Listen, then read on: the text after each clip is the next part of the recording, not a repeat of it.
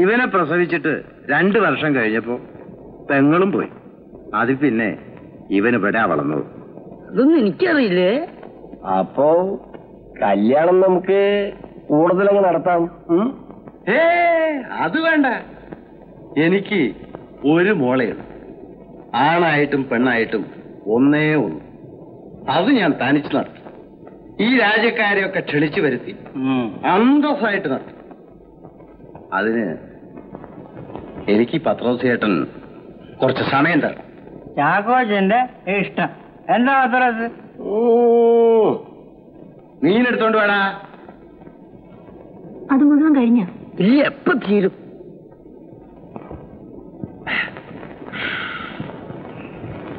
ഇതാണ് ഇവന്റെ മണവറ. ഇത് മതിയോടാ നിനക്ക് നിന്റെ കെട്ടിയോക്കും കിടക്കാൻ. അല്ലെങ്കിൽ ഞാൻ നിനക്ക് പുതിയൊരു മാളിക പണിയിച്ചു തരാം. വേണ്ട, അവൻ ഇത് പോയി അല്ലടാ മോന്. മതി. ഏതായാലും പുതുതായി കല്യാണം കഴിക്കാൻ പോയല്ലേ, എന്റെ അവർ സമ്മാനം ഇരിക്കട്ടെ. കുടിമോൻ വാങ്ങിച്ചോ? വാങ്ങിച്ചടാ. എന്നാ വാങ്ങിച്ചു കുടിക്കടാ.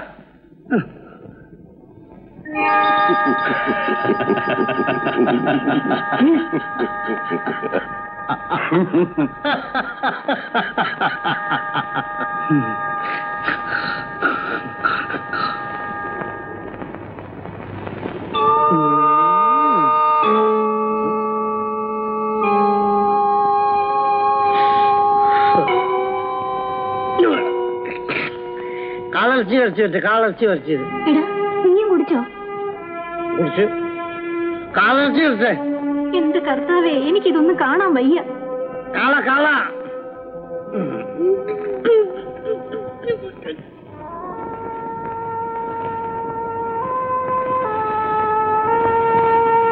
മോളെ, അവര് പോവാൻ തുടങ്ങുന്നു. പോട്ടെ, അതിന് ഞാനെന്ത് വേണം? നിന്നോട് യാത്ര ചോദിക്കാൻ നിൽക്കുക അവര്.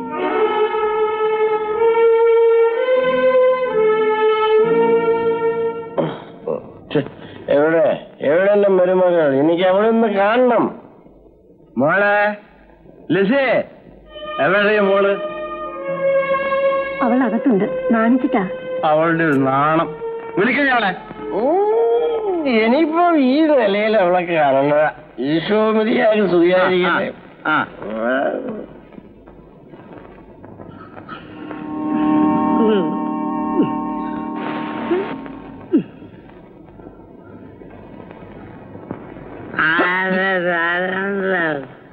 എന്താടാ? ഞാൻ എപ്പോഴെന്റെ കല്യാണം? അതിന് സമയമാകുമ്പോ എണീറ്റ് പോടാ. അവിടെ ഇരിക്കട്ടെ. എനിക്കെപ്പോഴും ഉടുപ്പ് എടുക്കണം. ഉടുപ്പോ? കുപ്പായം കല്യാണത്തിന്. അത് വാടകയ്ക്ക് എടുക്കാം. അത് വേണ്ട.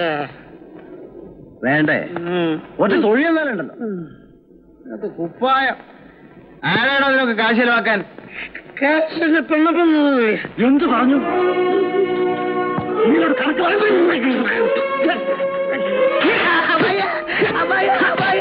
നോക്ക്, എന്നെ തല്ലേ നടുപ്പിച്ച് ഒക്കെ ചർച്ചിടുവാ.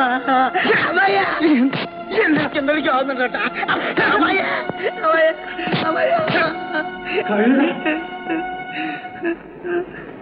എന്താടാ ഇത്? ഛർദി നിന്നെ